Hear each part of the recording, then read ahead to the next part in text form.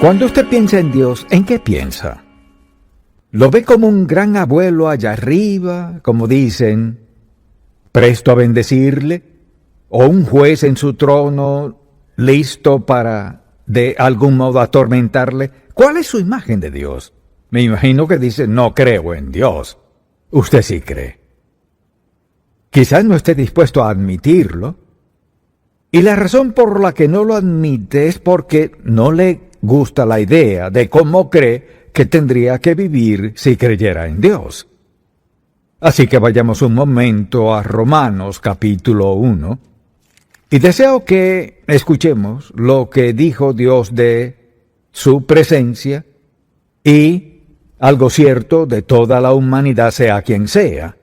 Así que si alguien le dice, no creo en Dios, de hecho es interesante que en las últimas 6 semanas, 2 madres me han contado que sus hijos han dicho, mamá, ya no creo en Dios.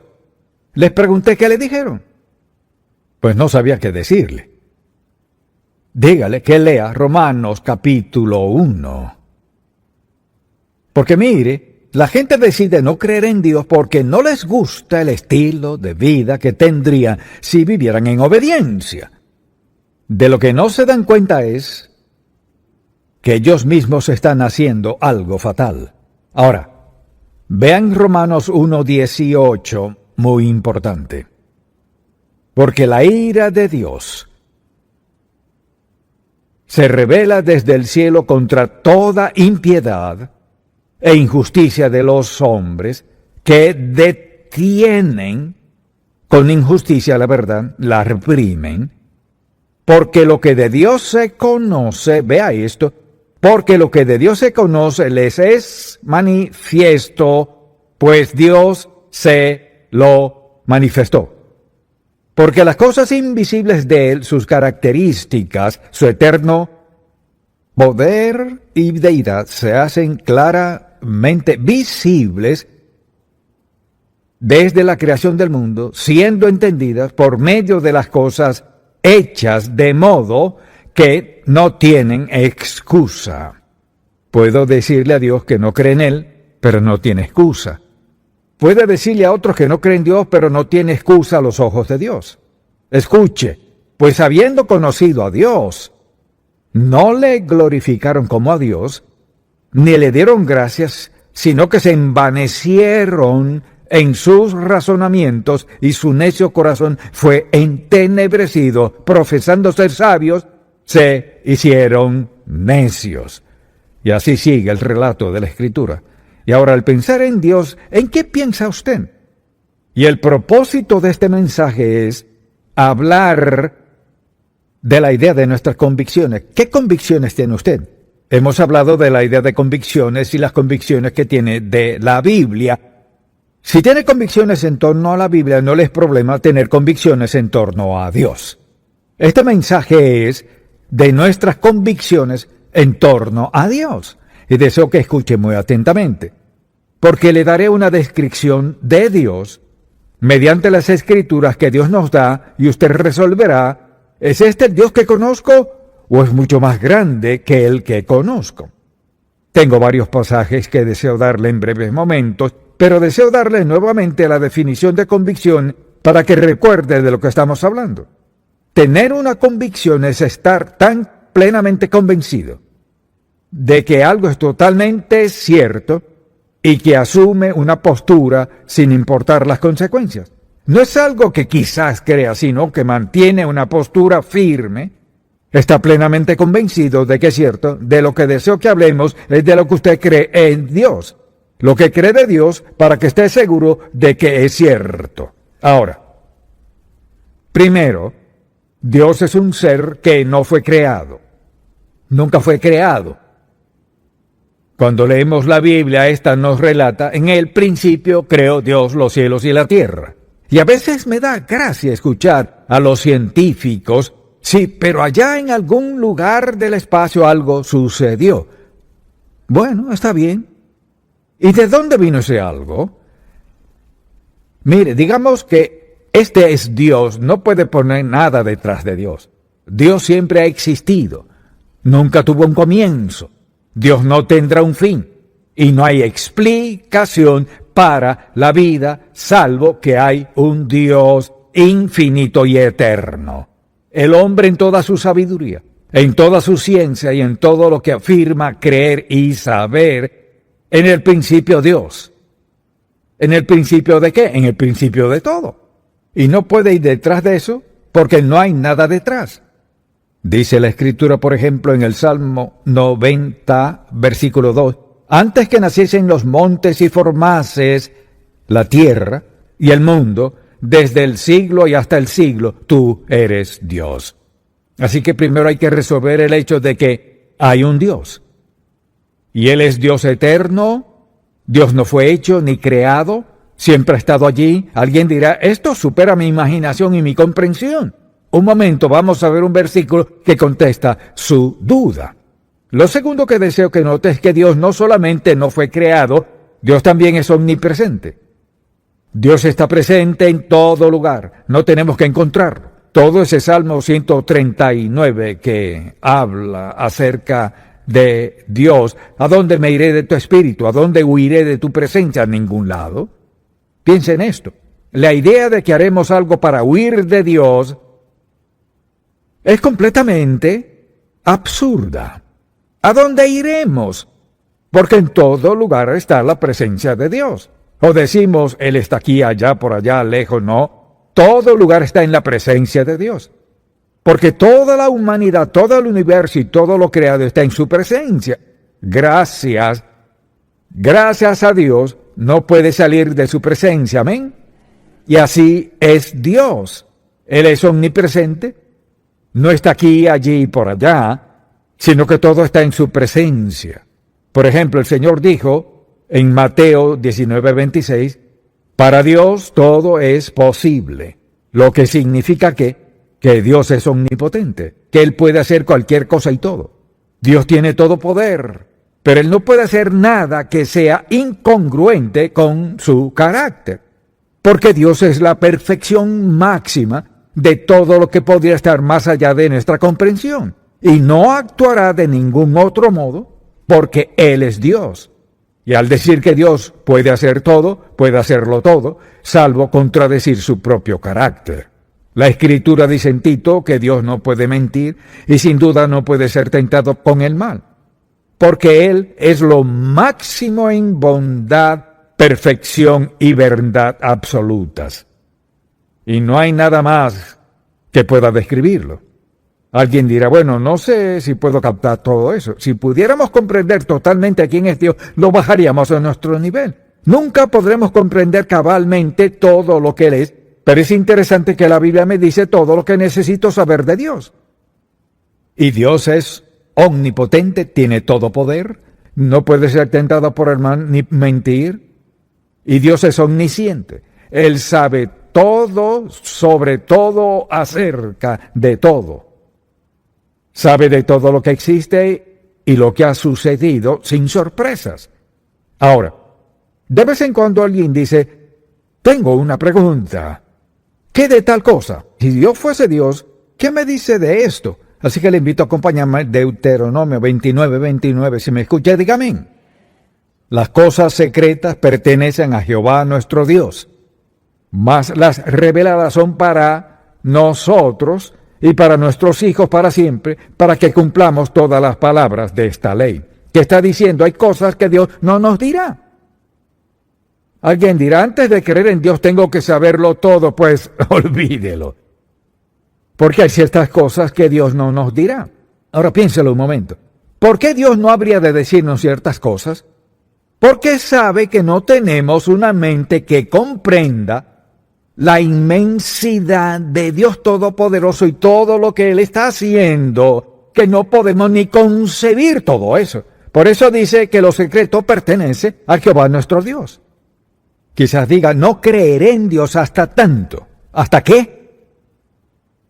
¿Hasta que Dios hace alguna curiosidad suya? Bueno, tengo preguntas.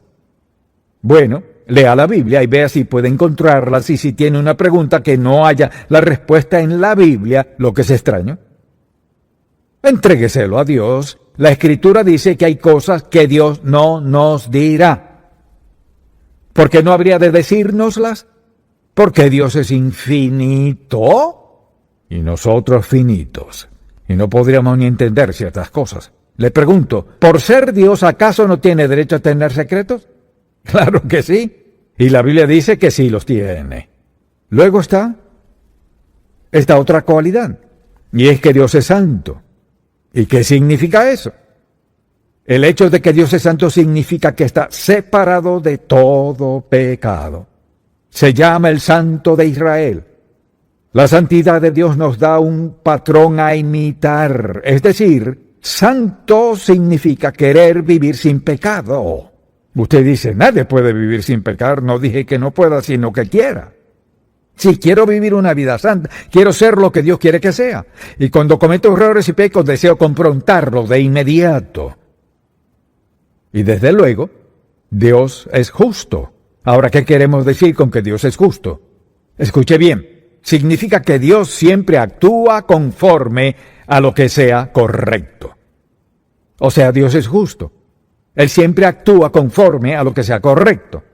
Y Dios mismo es el modelo final de lo correcto. ¿Qué es lo correcto? Quizás alguien diga, bueno, no sé qué hacer en esta situación.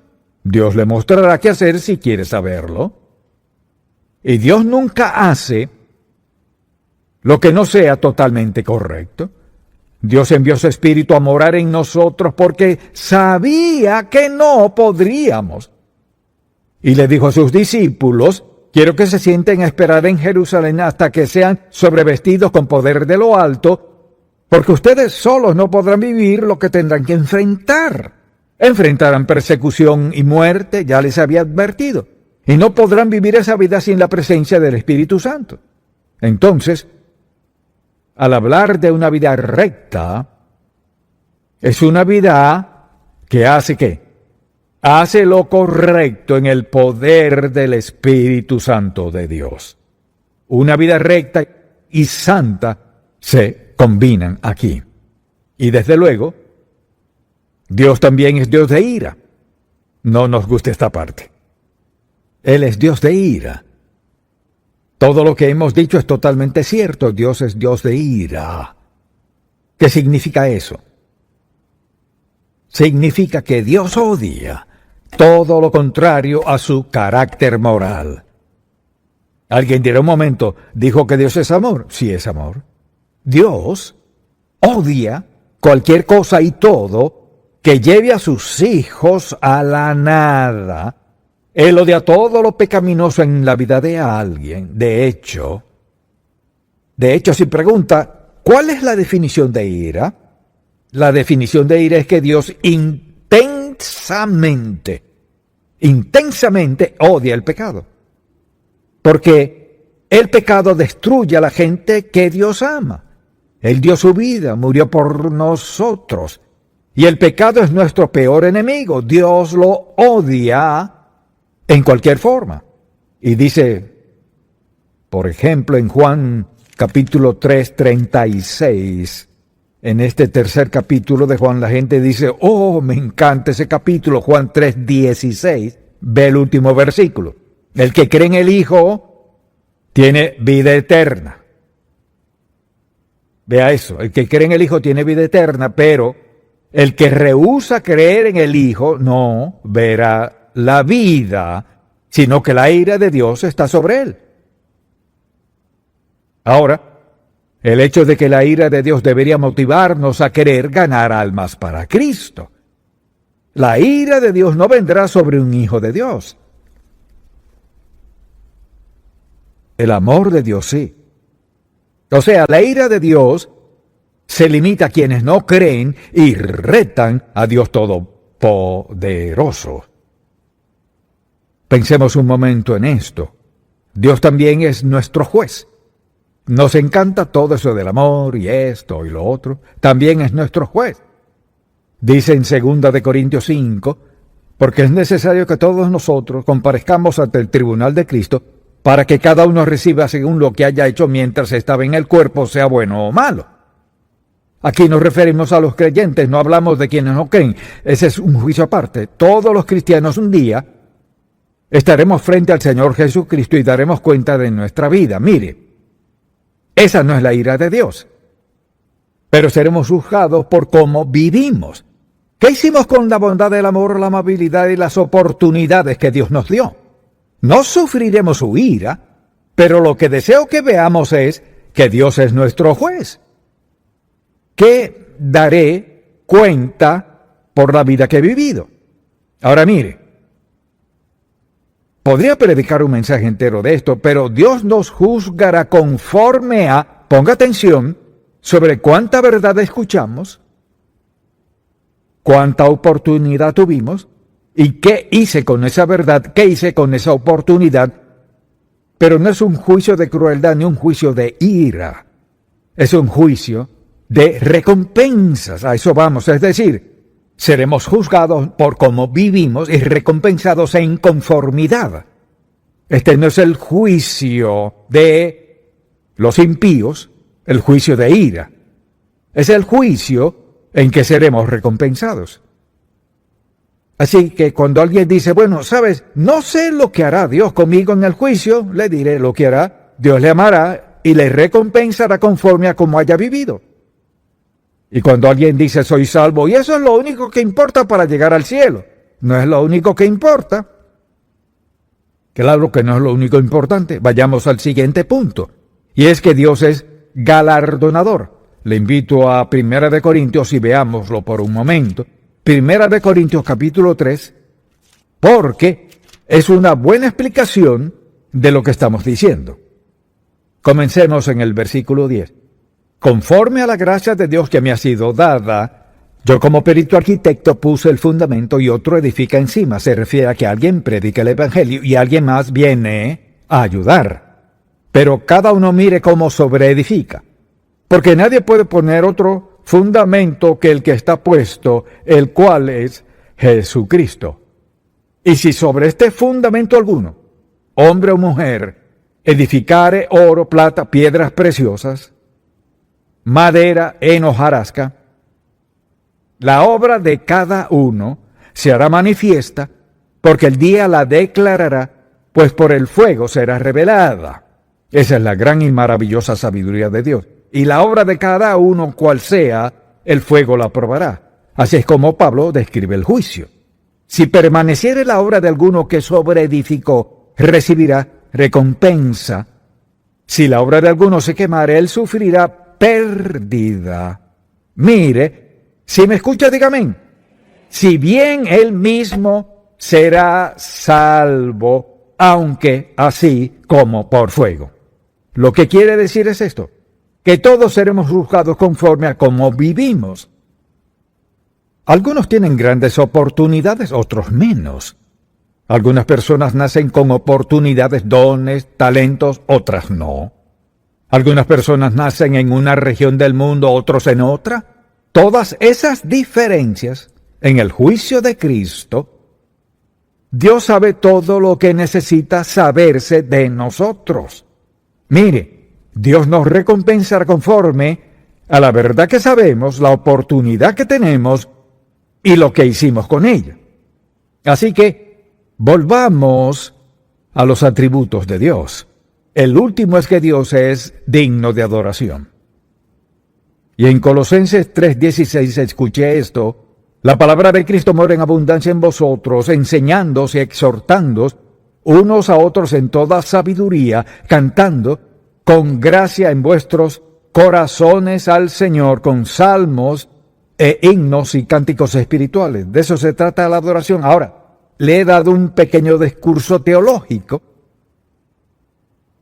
para que si alguien le dice, bueno, ¿qué cree de Dios?, puede contestarle y pueda repasar la lista.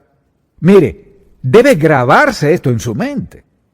No es solo un sermón que escribe en un papel y lo coloca en algún lado. Debe grabarlo en su mente. Se trata de lo que cree usted del Dios Santo. Lo que cree del Dios del universo, el Dios que está en control de todo, cómo piensa en torno a Él.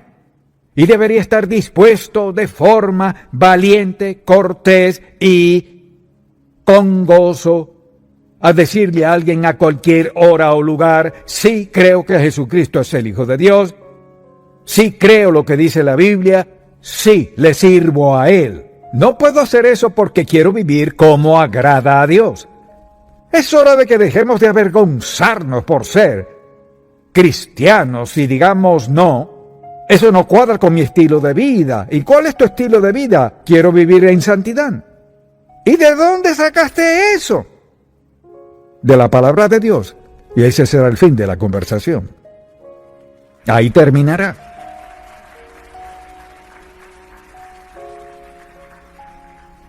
Ahora puede vivir como el mundo y sobrevivir. O vivir piadosamente y tener lo mejor. Padre, te amamos y alabamos por tu paciencia, tu bondad, tu perdón, por la gran verdad que nos das en tu palabra. Te pido que todo el que escuche este mensaje sea lo suficientemente sincero para verse y verse a la luz de lo que nos enseñas en tu preciosa palabra y tome la sabia decisión de aceptar a Cristo como su Salvador. Te amamos, bendecimos, alabamos, en el nombre de Jesús. Amén.